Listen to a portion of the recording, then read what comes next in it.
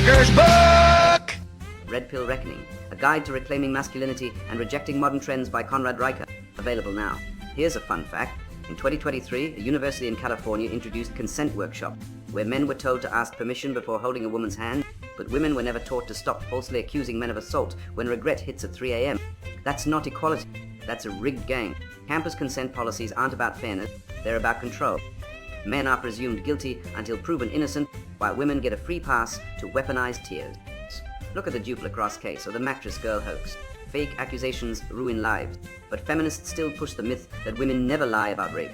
Meanwhile, real male victims of abuse like those ignored in UK shelters because male domestic violence isn't a priority get laughed out of the room. Ever notice how believe all women only applies when it hurts men? Take the case of Brian Banks, the football star, who lost his NFL dreams after a false rape accusation. He served 5 years in prison before his accuser admitted she lied. Where's her jail time? Spoiler, nowhere. Feminist logic says women are too fragile to be held accountable. But men, lock them up first. Ask questions never. The double standard is so obvious, it's comical. Women demand equality, then scream misogyny when a man expects the same rules to apply to them. Let's talk about the pretend to be afraid of the dark test. Women love this one. They'll act helpless to see if you'll play white knight. But here's the kicker. If you don't comfort her, you're cold. If you do, you're patronizing. It's a trap. Evolutionary psychology explains why women test men because they're hardwired to seek protectors. But modern feminism twisted this into a game where men can't win. Be strong, toxic. Be gentle, weak. The solution? Stop playing. Let her carry her own groceries. If she's actually scared of the dark, she shouldn't be dating. She should be in therapy. Then there's the disappear for a day. Test.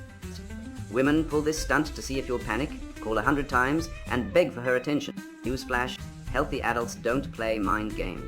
If a woman ghosts you to test your loyalty, she's not relationship material. She's a toddler with an iPhone. Real love doesn't manipulate, it communicates. But feminists have turned dating into a minefield where men are expected to read minds and apologize for existing. No wonder men are checking out. Japan's herbivore men and the West's MG Town movement aren't anomalies. They're rational responses to a system that punishes masculinity while demanding men act like disposable ATMs.